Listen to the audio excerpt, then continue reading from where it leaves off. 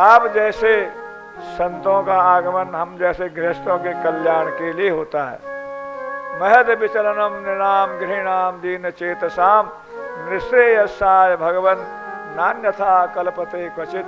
कोई और उद्देश्य नहीं होता है, सब गृहस्थियों के अमंगल दूर करने के लिए आप जैसे भगवत भक्त संत महात्मा पधारते हैं। आप हमारे 2 बालक हैं, इनका नामकरण कर दीजिए।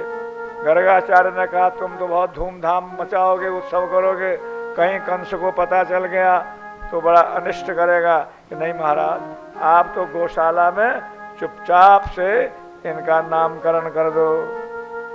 तो गौशाला में लीप पूत करके सुबह सुबह पूजा पाठ करके किसी को पता नहीं चला, और गर्गाचार्य ने दोनों बालकों का नामकरण कर लिया। अयम ही रोहिणी नंदन, ये जो है रोहिणी पुत्र है, ये बड़ा बलशाली होगा, सबको आनंद देगा, इसका नाम राम है।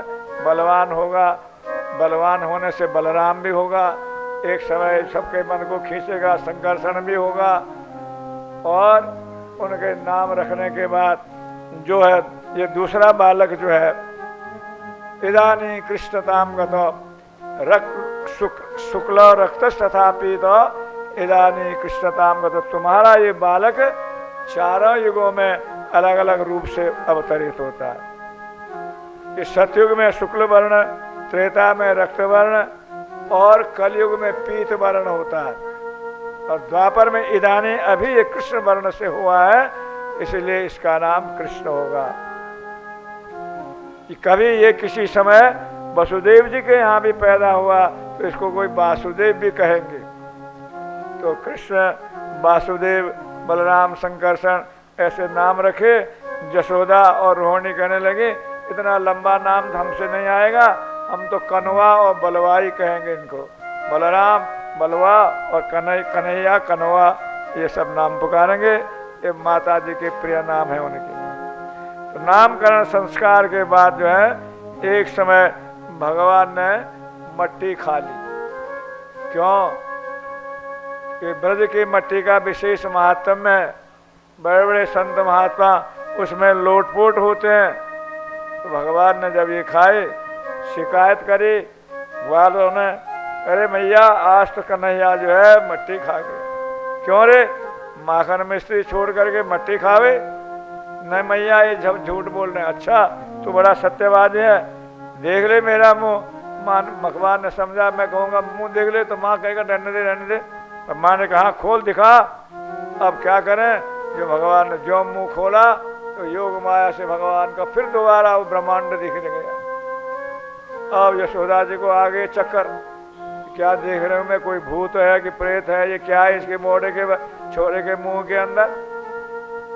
सब उसके अंदर दिख रही है यशोदा, सारा ब्रजमंडल दिख रहा है, खुद को भी दिख रही है कि दर्पण तो नहीं है क्या। ऐसे देख करके चक्कर आने लगा।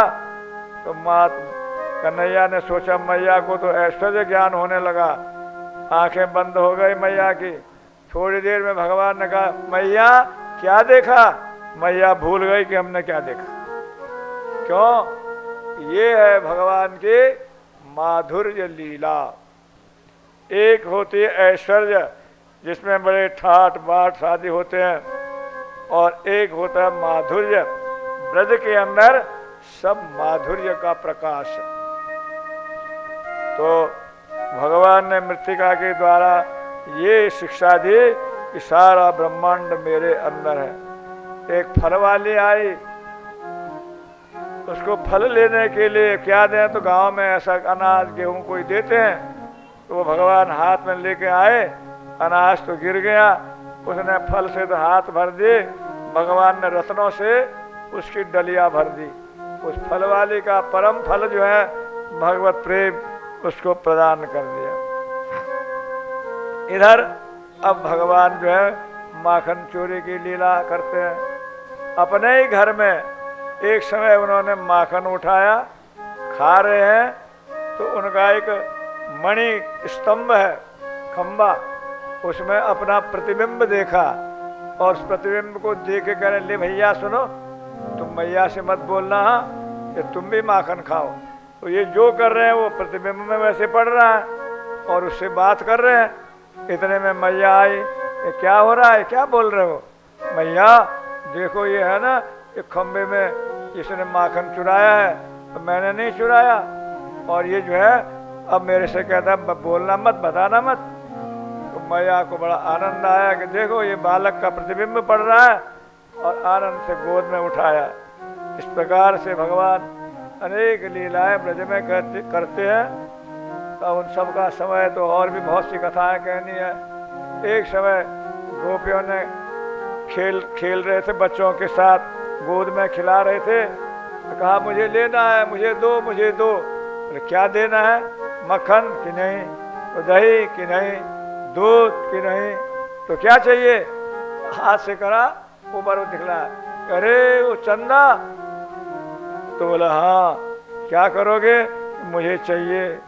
तो बोलो सुनो, गोपियों ने कहा देखो वो माखन थोड़ी है, वो तो सरोवर में राजहंस है, तैर रहा है वो। तो बोले तो मैं मुझे वही उसी को ला के दो, जब तक वो चला न जाए पहले ही दे दो। तो माता यशोदा बोली देखो न तो वो राजहंस है और न वो माखन का लौंदा है, वो है चंद्रमा। तो चंद्रमा लूंगा मैं, लाओ मुझे चांद दो। फिर दूसरे गोपी ने बोला भैया वो चांद भी नहीं है वो माखन ही, तो लेकिन तुम्हारे को देने लायक नहीं है। तो भगवान बोले क्यों? उसमें वो काला काला दिख रहा है ना, कि हाँ वो है जहर है उसके अंदर। तो बोला उस माखन में जहर कहाँ से आया? तो मैया ने बोली देखो सुनो, एक क्षीर सागर है। कैसा होता मैया? बहुत दूध का ही बना हुआ सागर है। तो पूछा कितनी गायों ने दूध दिया होगा? मैया ने कहा वो गायों के दूध से नहीं, वो तो भगवान की कृपा से बनता है। कैसे बनता है? कि जिनकी कृपा से गायों में दूध आता है, उनकी कृपा से क्षीर सागर बन गया। कौन बनाता है? तो भगवान बनाते हैं। तो फिर तो देखो उसका मंथन किया गया, तो फिर मथने से उसमें विष निकला, और तो भगवान कहले वो विष तो सांपों में होता है।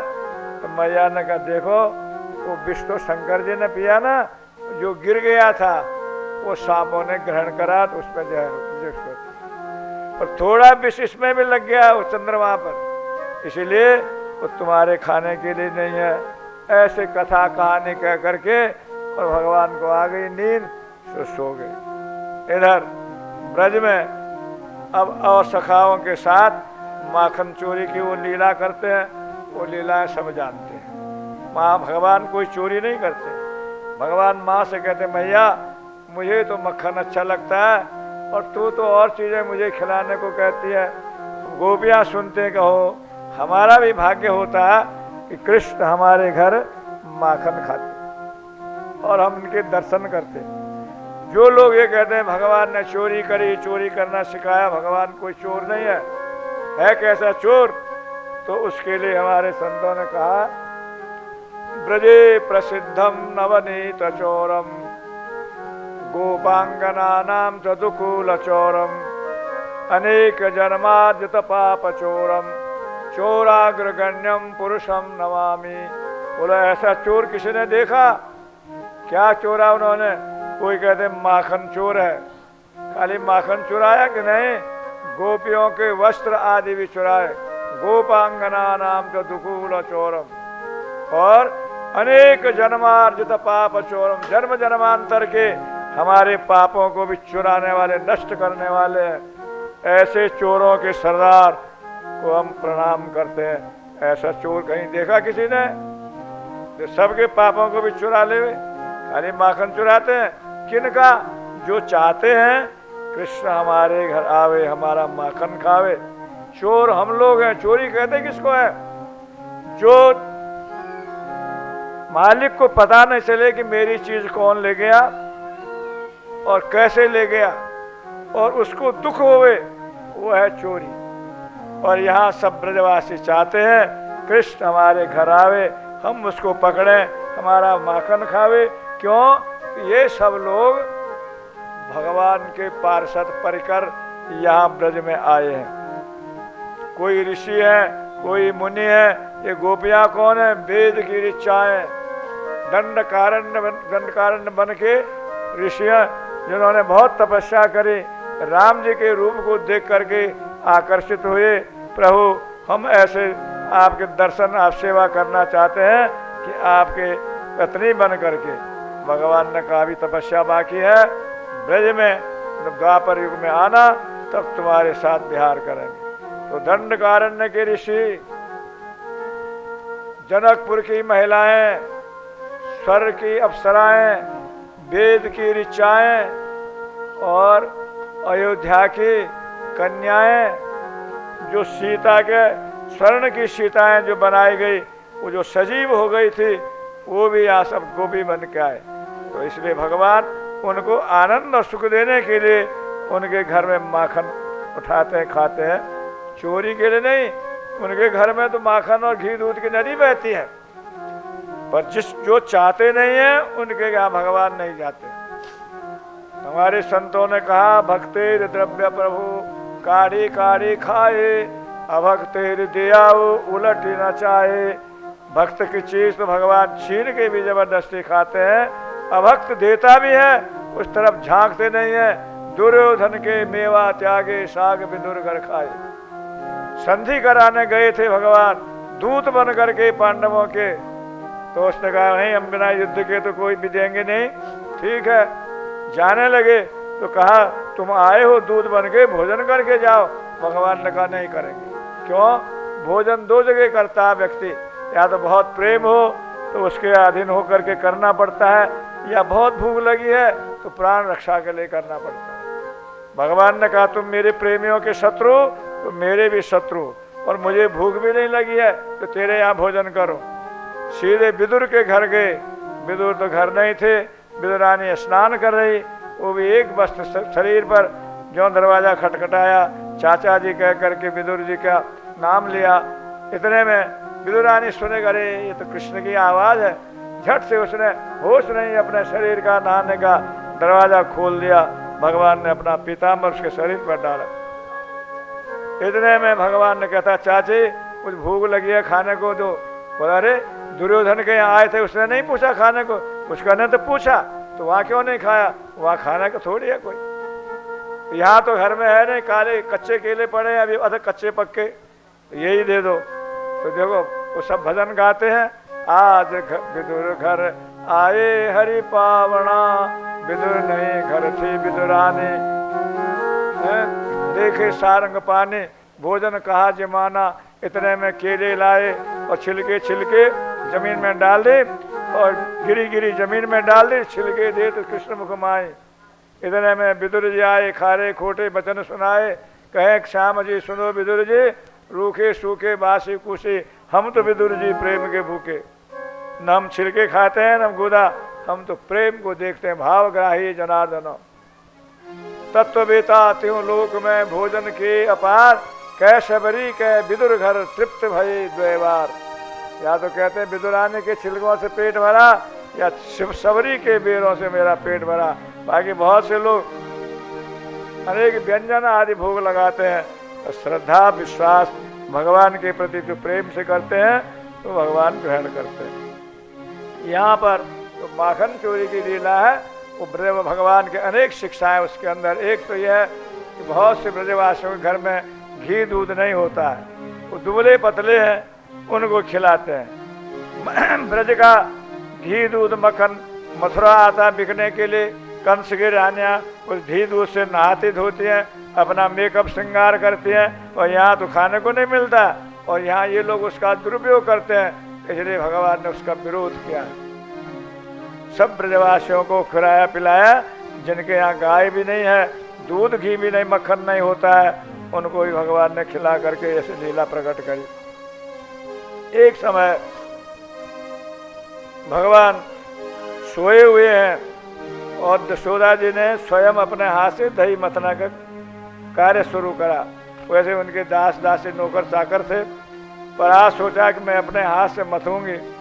और ऐसा दूध जो पद्मगंधा गाय थी, एक गाय ऐसी होती है जिसके नाभि में गोरोचन मिलता है, वो बलिष्ठ गाय होती है, उसका दूध बड़ा पौष्टिक होता है। नंद महाराज के यहाँ ऐसी गाय थी, 5-7 गायों का दूध निकाल करके उस पद्मगंधा कमल की समान खुशबू आती उस दूध के अंदर, ऐसे उस गाय को पद्मगंधा कहते। तो वो दूध जो है उठाने रखा, स्वयं दही मथने लगी। भगवान सोए हुए थे, इतने में दही मथते मथते आधी मथी कि भगवान की नींद खुल गई। अरे मैया कहाँ गई? जहाँ दूध दही मथ रही थी, जो उनके पास चली गई। झट से मैया ने मथना छोड़ा, बालक को गोद में बिठाया, दूध पिलाने लगी। इतने में जो चूल्हे में दूध रखा था वो उफरने लगा। कोई गोपी, अरे मैया तेरा दूध उफर रहा है। भगवान दूध पीते छोड़ करके उसको जमीन में रखा और चूल्हे का दूध उतारने गए। भगवान ने कहा, अच्छा मेरे से वो दूध ज्यादा बढ़ गया मत मैया को, उससे ज्यादा प्रेम है, क्यों मुझे दूध पिलाना छोड़ करके और दूध उतारने चली गई। तो हमारे संतों ने व्याख्या करी कि वो ब्रज का दूध भी कोई ऋषि मुनि है, और वो कह रहा है कि देखो जब मैया के दूध से इनका पेट भर जाएगा तो मुझे कौन पिएगा फिर, इसलिए अच्छा है कि उफन करके आग में गिर जाए।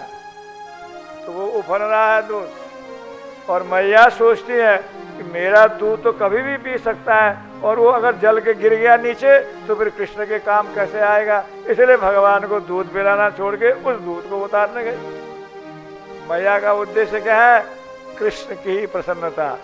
और कृष्ण क्या सोचते हैं कि मैया को तो मुझे दूध पिलाना अच्छा नहीं लगा, दूध उतारना अच्छा लग गया।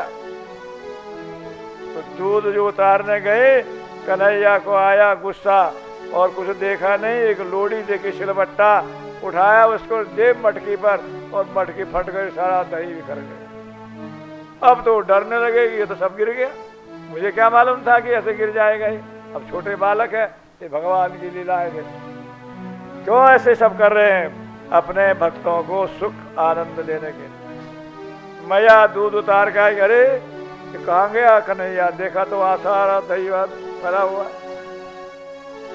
ढूंढते ढूंढते पैरों के निशान से पहुंचे अंदर एक जगह, तो वहां छीके से वो मक्खन उतार रहे हैं और उखल के ऊपर चढ़े हैं कन्हैया जी, और खुद खा भी रहे हैं और बंदरों को लुटा रहे हैं। क्यों?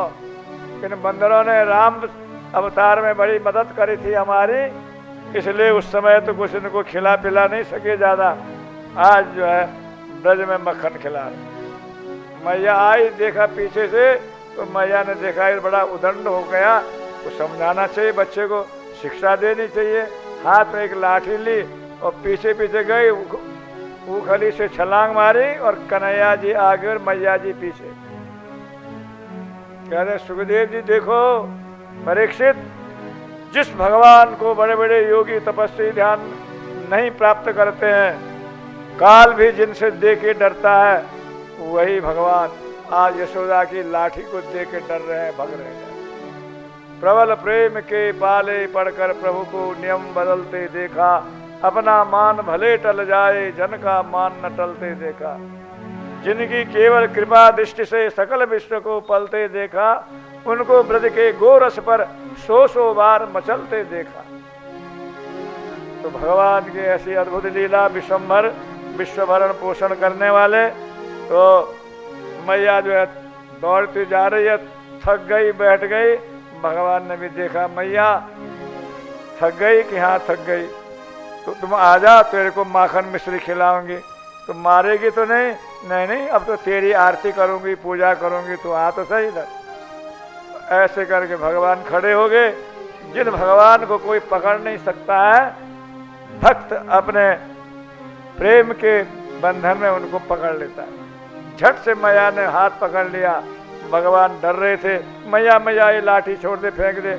लाठी तो फेंक दी। मैया ने सोचा अब जो इसको बांध